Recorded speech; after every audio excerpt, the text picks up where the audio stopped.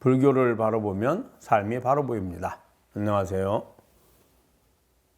불바보TV 목적입니다. 우리 불바보TV의 시청자 여러분, 주위에 많이 권하고 계시죠? 공유 많이 해주시고 후원도 부탁드리겠습니다. 오늘도 여러분들과 직지 마조스님 편을 함께 공부해 보도록 하겠습니다. 290쪽입니다. 유위에도 무위에도 머물지 말라. 마조선사가 말하였다. 유위를 다하지 말고 무위에 머무르지도 말라. 유위는 무위의 작용이며 무위는 유위에 의지할 것이니 의지할 곳에 머무르지 마라. 그러므로 경전에서 말하기를 허공은 의지하는 바가 없다 라고 하였다. 자, 유위를 다하지 말고 무위에 머무르지도 말라 이렇게 되어 있습니다. 유위는 중생의 삶입니다. 유위는 자귀라는 말입니다. 내가 뭔가 짐짓 의도해서 필요에 의해서 행위를 하는 걸 유위 그럽니다. 유위. 예. 유위란 바로 우리는 뭔가를 하죠. 무엇을 위해서 하나요? 내가 원하는 즐거움과 만족을 위해서 합니다. 자, 괴로움에서 벗어나서 즐거움과 만족을 위해서 하는데 괴로운 마음에서 벗어나서 즐거운 마음을 위해서 하는 거죠. 이것들이 다 유의입니다.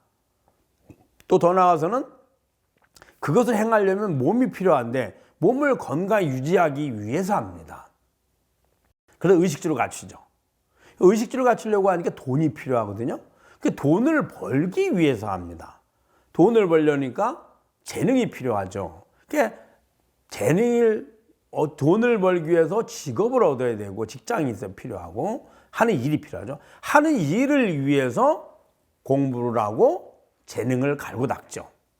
이것들이 다 유의입니다. 유의. 즉 괴로움에서 벗어나서 즐거움을 얻기 위해서 한다는 뜻이에요. 그러나 그 즐거운 마음과 괴로운 마음의 주인은 동일하죠. 그 나를 알면 할 필요가 없는 이야기죠. 자, 그렇게 할 필요가 없다는 것을 알고 하는 것, 내게는 전혀 필요하지 않아서 내가 나를 위해서 하지 않는 것, 무의라 합니다. 무의, 할 필요가 없다고 하는 것. 즉 진여자성에서 비추어서 이건 나에게 전혀 필요 없는 환영과 같은 일임을 알고 행하는 걸 무의라 합니다. 무의의 행위는 불보살님의 행위입니다. 자, 그런데 여기서는 뭐라 그랬냐면 유의를 다하지 말고 무의에 머무르지도 마라 이렇게 했습니다. 무슨 말이냐? 유의를 다해서 유의가 끝났. 이건 뭘 말한 거냐면 무심을 이야기한 겁니다. 내가 유의를 하려면 내가 원하는 마음을 실천하는 거거든요. 마음을 위해서 하는 거예요. 내가 얻고자 하는 마음이죠. 그 얻고자 하는 마음은 마음이므로 마음이 무심이 되면 원하는 마음이 사라져 버렸잖아요. 그 무심에 대해서 공해 있는 거예요. 그 유의를 다함이고 무위에 머무르지도 말아야 돼. 그것도 무위에 머무르는 거예요. 다하고 나면 하고자 하는 마음이 없으니 마음을 위해서 할 게 없잖아요. 모든 대상도 또 내 마음이고 다 마음인데 다 사라져 버려서 무심이 돼 버렸으니까 구할 대상도 없고 구할 주인인 나도 사라진 거죠. 그 공에 머무르지 마라. 이렇게 한 겁니다. 그러면은 불보살님의 무위는 어떤 형태냐? 그 마음의 주인인 나의 입장인 겁니다. 마음이 있든 없든 마음을 실천하든 실천하지 않든 다 자성에서 보면 마음의 환영인 거예요. 그러니 자성은 전혀 변하지 않으니 구할 필요가 없어졌어요. 구할 필요가 없는 행위를 짐짓 실천하게 되는데 그 짐짓 실천은 왜 할까요? 중생을 가르쳐 깨닫게 하기 위해서. 그게 바로 무의행입니다. 근데 무의행이니까 그런 아무것도 의도하지 않으니까 예를 들면 여러분 생각에 아무도 의도하지 않으니까 그럼 내가 중생을 제도하는 것은 무의입니까? 유의입니까? 그건 무의입니다. 여기서 유의와 무의를 가르는 기준은 나에게 내가 필요에 의해서 하느냐 아니면 나는 더 이상 필요하지 않는 것을 알지만 모르는 중생들에서 하느냐 그 중생들조차도 결국에는 내 마음의 환영임을 여실하게 알게 되고요. 무의 이렇게 한 겁니다. 그런데 여기서 말한 유의를 다하지도 말고 무의에 머무르지도 마라 이 말은 그 유의와 다함과 무의에 머무르면 산란심을 버리고 선정을 얻고 선정에서 그 선정의 주제까지 내려놓으면 무심정에 가게 되는데 그 텅 비어있는 무심정에 머무르지 마라 이렇게 한 겁니다. 유의는 무의의 작용이며 무의는 유의에 의지할 것이니 의지할 곳에 머무르지 마라. 즉 유의와 무의는 둘 다 마음에 의지하고 있는 거예요. 마음이 있어서 구하면 유의가 되고 마음이 사라지면 무의가 돼요. 즉 마음에 머무르는 거예요. 마음에 의지한다는 뜻입니다. 그래서 서로 마치 차가움과 따뜻함은 서로 상반되기 때문에 서로 의지를 해요. 차가움이 없으면 따뜻함도 없습니다. 어둠과 밝음은 서로 의지하는 겁니다. 어둠이 없으면 밝음도 없는 거예요. 그래서 산란심을 버리고 무심을 얻어서 무심에 머물지 마라. 그 무심은 무의인 것 같지만 사실은 마음 상태죠. 무심의 마음. 산란심도 마음이고 일심도 마음이고 무심도 마음이에요. 그 마음에 의지하지 말라는 뜻입니다. 즉 의지하지 말라는 마음을 벗어나서 마음의 주인으로 가라 이런 의미입니다. 자, 그러므로 경전에 말하기를 허공을 의지하는 바가 없다라고 했습니다. 이제 그 마음의 주인은 특별히 의지할 게 없잖아요. 항상 세상의 모든 것은 마음에 의지하고 마음은 자성에 의지합니다. 그러나 자성은 의지할 곳이 없습니다. 의지할 필요가 없죠. 항상 본래 그대로 있는 거라서. 진여, 자성. 그 본래 무의란 그 의지할 바가 없는 허공과 같은. 허공은 아닙니다. 허공과 같은 입니다. 왜 그러냐? 허공도 나라는 자성이 비춰진 내 마음에 그래 이런 걸 허공이라 하는 거야 라고 하는 내 마음의 모습이거든요. 그래서 허공과 유사하다. 그래서 허공과 같다 이렇게 한 겁니다.